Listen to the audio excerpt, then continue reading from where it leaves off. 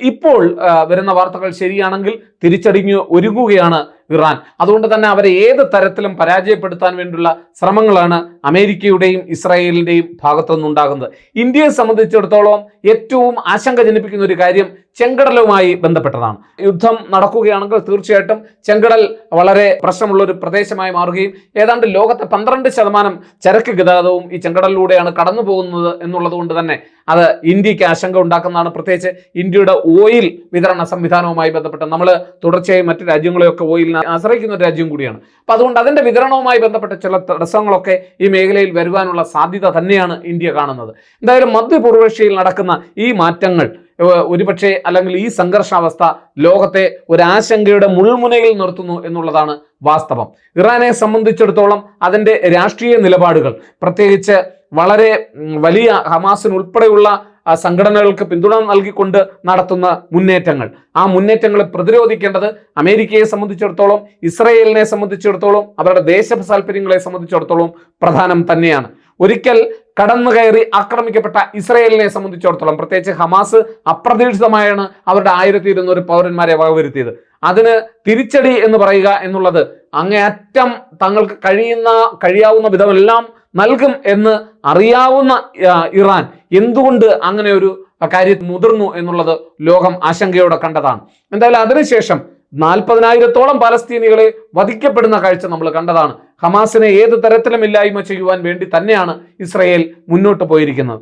ഇപ്പോൾ അവർക്ക് ലോകം വലിയ പിന്തുണ നൽകിയിരിക്കുകയാണ്. അമേരിക്കയെ സംബന്ധിച്ചിടത്തോളം ഇപ്പോൾ ഇറാനെ ഒതുക്കി നിർത്തേണ്ടതിന്റെ ഒരാവശ്യകത അവർക്ക് ബോധ്യപ്പെട്ടിട്ടുണ്ട്. അതുകൊണ്ട് തന്നെ അവർ ഏത് തരത്തിലുള്ള പിന്തുണയും ഇസ്രായേലിന് നൽകുന്നു എന്നുള്ളതാണ്. മാത്രമല്ല, ഖാനിയെ വധിക്കുന്നതുമായി ബന്ധപ്പെട്ടൊക്കെ മുഴുവൻ തരത്തിലുള്ള സംവിധാനങ്ങളും അമേരിക്ക നൽകിയിട്ടുണ്ട് എന്നാണ് വ്യക്തമാക്കുന്നത്. മാത്രമല്ല, ഒരു കാര്യം സൂചിപ്പിക്കപ്പെടാതെ നിർവാഹമില്ല. ഡമാസ്കസിൽ അവരുടെ എംബസിക്ക് നേരെ നടത്തിയ ആക്രമണത്തിൽ, ഇറാന്റെ എംബസിക്കെതിരെ നടത്തിയ ആക്രമണത്തിന് വിരുദ്ധമായി ഇറാൻ തിരിച്ച് ആക്രമണം നടത്തിയ പ്രത്യാക്രമണം നടത്തി ധാരാളം ഡ്രോണുകളും മിസൈലുകളും ഒക്കെ വർഷിച്ചപ്പോൾ അമേരിക്കയുടെ നേതൃത്വത്തിലുള്ള ഇസ്രായേലിന്റെ സൈന്യമല്ല അത് പ്രതിരോധിച്ചത്, അമേരിക്കൻ സംവിധാനങ്ങളാണ് അത് പ്രതിരോധിച്ചത് എന്നുള്ള വാർത്തകൾ പോലും പുറത്തു വന്നിരുന്നു. കാരണം അവരുടെയൊക്കെ മിസൈലുകൾ പിടിച്ചെടുക്കുന്നതിനും ഡ്രോണുകളെ വീഴ്ത്തുന്നതിനും അതുപോലെ തന്നെ അൺമാൻഡ് വെഹിക്കിൾ ഉപയോഗിച്ച് ആളുകളില്ലാത്ത മിലിറ്ററി സംവിധാനങ്ങൾ ഉപയോഗിച്ചുകൊണ്ട് തന്നെ അവരുടെയൊക്കെ പല ആയുധങ്ങളെയും നിഷ്പ്രഭമാക്കുവാൻ ഇസ്രായേലിന് സാധിച്ചു എന്നുള്ളതാണ് അന്ന് റിപ്പോർട്ട് ചെയ്തത്. എന്തായാലും വളരെ ശക്തമായ, ഇതുവരെ ഉപയോഗിക്കാത്ത ആയുധങ്ങൾ ഉപയോഗിച്ചായിരിക്കും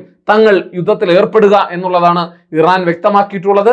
തിരിച്ചടി നൽകും എന്ന് തന്നെയാണ് അവർ ആവർത്തിച്ചുകൊണ്ടിരിക്കുന്നത്. ഒരുപക്ഷെ പാരീസ് ഒളിമ്പിക്സ് തുടക്കം കുറിച്ചതുകൊണ്ടാണ്, നടക്കുന്നതുകൊണ്ടാണ് ഒരല്പം അത് വൈകിച്ചതെന്ന് ലോകം ഉറ്റുനോക്കുകയാണ്. അത് അങ്ങനെയാണ് മനസ്സിലാക്കുന്നത്. എന്തായാലും അധികം വൈകാതെ യുദ്ധം ഉണ്ടാകും തന്നെയാണ് ഉറച്ചു വിശ്വസിക്കുന്നത്. എന്നാൽ അവർ പരമാവധി അങ്ങനെ ഒരു യുദ്ധത്തിലേക്ക് പോയാലും തങ്ങൾക്ക് വലിയ തിരിച്ചടി നേരിടും എന്നുള്ള കാര്യത്തിൽ അവർക്ക് സംശയമൊന്നും വേണ്ട. കാരണം അമേരിക്കയും ഇസ്രായേലും കൂടി ചേർന്നാൽ ഒരുപക്ഷെ പിടിച്ചു നിൽക്കുവാൻ ഒരു കാരണവശാലും ഇറാന് കഴിയില്ല എന്നുള്ളത് എല്ലാവർക്കും അറിയാവുന്ന ഒരു കാര്യമാണ്. അതുകൊണ്ട് തന്നെ മറ്റൊരു യുദ്ധം അവർ തിരഞ്ഞെടുക്കുമോ എന്നുള്ളതാണ് ലോകം ആശങ്കയോടെ കാത്തിരിക്കുന്നത്. എന്നാലും ഈ യുദ്ധത്തിന് ഇപ്പോൾ നടത്തിയിട്ടുള്ള തിരിച്ചടികൾക്ക്, അമേരിക്ക നടത്തിയിട്ടുള്ള അല്ലെങ്കിൽ ഇസ്രായേൽ നടത്തിയിട്ടുള്ള ഈ അടികൾക്ക് ഒരു മറുപടി കൊടുക്കാതെ ഒരർത്ഥത്തിലും അന്തർദേശീയ രംഗത്ത് തങ്ങളുടെ ഇഷ്ടങ്ങളെയും തങ്ങളുടെ ഇഷ്ടക്കാരെയും തൃപ്തിപ്പെടുത്തുവാൻ ഇറാന് കഴിയില്ല എന്നുള്ളത് കൊണ്ട് തന്നെ എന്തെങ്കിലുമൊക്കെ ചില നീക്കങ്ങൾ അവരുടെ ഭാഗത്തുനിന്ന് ഉണ്ടായേക്കാം. പരമാവധി യുദ്ധത്തിലേക്ക് പോകാതിരിക്കുവാൻ ഉള്ള ശ്രമങ്ങൾ അവരുടെ ഭാഗത്തു നിന്ന് നടത്തുന്നുണ്ട്. കാരണം അവർ ചില ആവശ്യങ്ങൾ മുന്നോട്ട് വെക്കുകയാണ്. ഞങ്ങൾ ബന്ദികളാക്കിയോട്ടെ ഒക്കെ വിട്ടയക്കാം, നിങ്ങൾ യുദ്ധം നിർത്തണം, യുദ്ധം നിർത്തിയാൽ ഞങ്ങൾ ഇതൊക്കെ ചെയ്യാമെന്ന് പറയുകയാണ്. പക്ഷേ അതിനൊന്നും, അത്തരത്തിലുള്ള വിട്ടുവീഴ്ചകൾക്കൊന്നും ഇസ്രായേൽ തയ്യാറാകുന്നില്ല എന്നുള്ളതാണ് വാസ്തവം. മാത്രമല്ല, പരമാവധി ബൈഡനെ ഉൾപ്പെടെയുള്ളവരെ കൊണ്ട് വളരെ വലിയ സമ്മർദ്ദം ചെലുത്തുവാനാണ് നോക്കുന്നത്. ഇപ്പൊ നമുക്കറിയാം, ബൈഡനെ സംബന്ധിച്ചിടത്തോളം ഒരു വലിയ വിമർശനം ഏൽക്കേണ്ടി വന്നു. പ്രത്യേകിച്ച് റഷ്യയും ഉക്രൈനുമായിട്ടുള്ള സംഘർഷം തടയുന്നതിൽ ബൈഡൻ പരാജയപ്പെട്ടു എന്നുള്ളത് കൊണ്ട് തന്നെ ഈ യുദ്ധവും കൂടി അങ്ങനെ ബൈഡൻ പരാജയപ്പെടേണ്ടി വന്നാൽ അതൊരു പക്ഷേ രാഷ്ട്രീയമായ തിരിച്ചടികൾ ബൈഡൻ ഉണ്ടാക്കിയേക്കാം. അമേരിക്കയിൽ തന്നെ ഇപ്പോൾ തന്നെ അവിടെ നടക്കുന്ന പ്രസിഡന്റൽ തെരഞ്ഞെടുപ്പിൽ നിന്ന് അദ്ദേഹത്തിന് വലിയ തിരിച്ചടി നേരിടുകയും അദ്ദേഹം മത്സരിക്കുന്നതിന് മുമ്പ് തന്നെ സ്ഥാനാർത്ഥിത്വം പിൻവലിക്കുകയും ഒക്കെ ചെയ്തൊരു സാഹചര്യം അമേരിക്കയിൽ നിലനിൽക്കുന്നുണ്ട്. അതുകൊണ്ട് തന്നെ അദ്ദേഹത്തിന്റെ പാർട്ടിക്കും ഇത് വളരെ വലിയ ദോഷം ചെയ്യും എന്നുള്ളതാണ്. അപ്പൊ അതുകൊണ്ട് തന്നെ ഈ സംഘർഷം ഉണ്ടാകാതിരിക്കുവാൻ ഒരു വലിയ സമ്മർദ്ദം ബൈഡന്റെ മുന്നിലുണ്ട്. അതേസമയം തന്നെ എന്ത് വില കൊടുത്തും ഇറാന്റെ ഈ ചെയ്തികളെ ചെറുക്കുവാനുള്ള ശ്രമങ്ങൾ അവർ നടത്തും. ഇറാനെ സംബന്ധിച്ചിടത്തോളം ഒരു തിരിച്ചടി കൂടാതെ അന്തർദേശീയ രംഗത്ത് തങ്ങളെ സപ്പോർട്ട് ചെയ്യുന്നവരെ തൃപ്തിപ്പെടുത്താനാവില്ല എന്നുള്ളത് കൊണ്ട് തന്നെ ഏത് തരത്തിലുള്ള മുന്നേറ്റത്തിനും ഇറാൻ തയ്യാറെടുക്കുകയാണ് എന്നുള്ളത് തന്നെയാണ് വാസ്തവം. യഥാർത്ഥത്തിൽ പല വിഘടനവാദ ഗ്രൂപ്പുകളുമായി ചേർന്നുകൊണ്ട്, ഹിസ്ബുള്ള ഉൾപ്പെടെയുള്ള ഗ്രൂപ്പുകളുമായി ചേർന്നുകൊണ്ട് എങ്ങനെ ഒരു ശക്തമായ ആക്രമണം നടത്താൻ കഴിയും എന്നതിനെ സംബന്ധിച്ചിടത്തുള്ള അന്തിമാലോചനകളിലൂടെയാണ് ഇറാൻ കടന്നു പോകുന്നത് എന്നുള്ള വാർത്തകളാണ് എല്ലാ ഇന്റലിജൻസ് സംവിധാനങ്ങളും റിപ്പോർട്ട് ചെയ്തിട്ടുള്ളത്.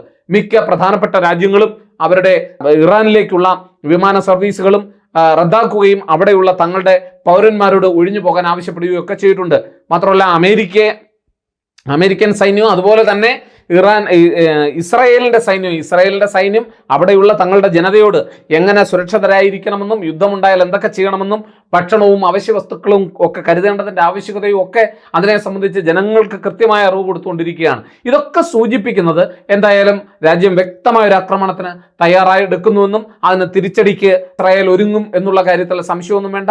എന്തായാലും ഇസ്രായേലിന്റെ മുഴുവൻ സന്നാഹവും ഉപയോഗിച്ചുകൊണ്ട് ഇറാനെ ചെറുക്കുവാനും പരാജയപ്പെടുത്തുവാനും ഇസ്രായേൽ ശ്രമിക്കുമ്പോൾ എന്ത് വില കൊടുത്തും തങ്ങൾക്കുണ്ടായ നഷ്ടത്തിന് തിരിച്ചടി കൊടുക്കുവാൻ തന്നെയായിരിക്കും ഇറാന്റെ ശ്രമം എന്നുള്ളത്. എന്തായാലും ഈ വിഷയത്തിലൊക്കെ മറ്റു രാജ്യങ്ങൾ എത്രത്തോളം ഇടപെടും എന്നുള്ളതാണ് ലോകം ആശങ്കയോടെ കാണുന്നത്. ഇന്ത്യയും അതുപോലെ തന്നെ ഇറാനും തമ്മിൽ വലിയ വാണിജ്യ കരാറുകളൊന്നും നിലനിൽക്കുന്നില്ല എന്നുള്ളത് കൊണ്ട് തന്നെ വലിയ ഇടപാടുകളൊന്നും ഇല്ല എന്നുള്ളത് കൊണ്ടും നമ്മുടെ സമ്പദ് വ്യവസ്ഥയിൽ അവരുടെ ഫോറിൻ ഡയറക്റ്റ് ഇൻവെസ്റ്റ്മെന്റ് അല്ലെങ്കിൽ വിദേശ നിക്ഷേപം വളരെ കുറവായതുകൊണ്ടും നമ്മളെ സംബന്ധിച്ചിടത്തോളം ചെങ്കടൽ ഉണ്ടാകുന്ന പ്രശ്നങ്ങൾ ഈ പറയുന്നത് പോലെ ചരക്കുമായി ബന്ധപ്പെട്ട ചില വ്യാപാരത്തെ സ്വാധീനിക്കുമെങ്കിലും മറ്റ് പ്രശ്നങ്ങളൊന്നും ഇല്ല എന്ന് തന്നെ പറയേണ്ടി വരും. എങ്കിലും ലോകം ഒന്നായിരിക്കും ആഗോള ഗ്രാമമായി മാറിയിട്ടുള്ള ഈ സാഹചര്യത്തിൽ എവിടെ ഉണ്ടാകുന്ന പ്രശ്നവും തങ്ങളുടെ പ്രശ്നങ്ങളായി മാറും എന്നുള്ളതുകൊണ്ട് ലോകത്തിൽ വളർന്നു വരുന്ന ഈ ആശങ്കയുടെ മുൾമുനയിൽ നിന്നുകൊണ്ടുള്ള അന്തർദേശീയ രാഷ്ട്രീയവും ദിനം പ്രതി നമുക്ക് അത്ര നല്ല സൂചനകളല്ല നൽകുന്നത്. എന്തായാലും സമാധാനവും സന്തോഷവും പുലരേണ്ടുന്നതിന് പകരം നിരന്തരം വർദ്ധിച്ചു വരുന്ന ഈ സംഘർഷങ്ങൾ ഒരുപക്ഷെ ഐക്യരാഷ്ട്ര സംഘടനയുടെ നിലനിൽപ്പിനെ തന്നെ ചോദ്യം ചെയ്യുന്ന തരത്തിലേക്ക് മാറുകയാണ്. എന്തായാലും ലോകത്തിലെ പ്രബല ശക്തികൾ ഒന്നിച്ച് ഇസ്രായേലിന്റെ നേതൃത്വത്തിൽ ഇറാനെ ചെറുക്കാൻ ഒരുങ്ങുമ്പോൾ എന്ത് വില കൊടുത്തും വിജയിക്കുമെന്നുള്ള ഉറച്ച വിശ്വാസത്തിൽ കനത്ത തിരിച്ചടി നൽകുമെന്നുള്ള ഉറച്ച അഭിപ്രായത്തോടുകൂടി ഇറാൻ ഒരുങ്ങുന്നതായി തന്നെയാണ് വാർത്തകൾ. എന്തായാലും സംഘർഷം ഒഴിയട്ടെ, ലോകം സമാധാനപൂർണ്ണമാകട്ടെ എന്ന് നമുക്ക് ആഗ്രഹിക്കാൻ മാത്രമാണ് കഴിയുക. കാരണം ഇവിടെ വിഷയങ്ങൾ പലതും ആഭ്യന്തരവൽക്കരിക്കപ്പെട്ടുള്ള വിഷയങ്ങളാണ്. അന്തർദേശീയ ചിലരെ തൃപ്തിപ്പെടുത്താൻ വേണ്ടിയുള്ള മത്സരമാണ് അവിടെ നടക്കുന്നത്. ഒരിടത്ത് വർഗീയതയുമായി ബന്ധപ്പെട്ട അവരുടെ ഫണ്ടമെന്റൽ ജനവിഭാഗങ്ങളെ ഏതാണ്ട് തൃപ്തിപ്പെടുത്തുവാനാണ് ശ്രമിക്കുന്നതെങ്കിൽ മറുഭാഗത്ത് അന്തർദേശീയ രംഗത്ത് തങ്ങളുടെ അധികാരവും ശക്തിയും നിലനിർത്തുന്നു എന്ന് കാണിക്കുവാൻ വേണ്ടി തന്നെ ഇത്തരം തരത്തിലുള്ള വർഗീയ വിഘടനവാദികളുടെ ശ്രമങ്ങൾക്ക് തങ്ങൾ ഉറച്ച മറുപടി നൽകും എന്ന് പറഞ്ഞുകൊണ്ട് തന്നെയാണ് അമേരിക്കയും ഇസ്രായേലും ഒക്കെ നീങ്ങുന്നത്. എന്തായാലും ലോകം ആകാംക്ഷയോടെ കാത്തിരിക്കുകയാണ്. ലോകം ഇനിയൊരു മഹായുദ്ധത്തിലേക്ക് ഇതിലൂടെ പോകാൻ സാധ്യതയുണ്ടോ എന്നുള്ള ചോദ്യത്തിന് ഇല്ല എന്ന് തന്നെയാണ് ഉത്തരമെങ്കിലും ധാരാളം ജനങ്ങളുടെ ജീവനും സ്വത്തും നഷ്ടമാകുന്ന ചെറിയ സംഘർഷങ്ങളിലേക്ക് ഇത് വഴിതെളിക്കുമെന്നുള്ള കാര്യത്തിൽ യാതൊരു സംശയവും വേണ്ട. നിങ്ങളോടൊപ്പം ഞാനും ആശങ്കയിലാണ് ഇക്കാര്യത്തിൽ.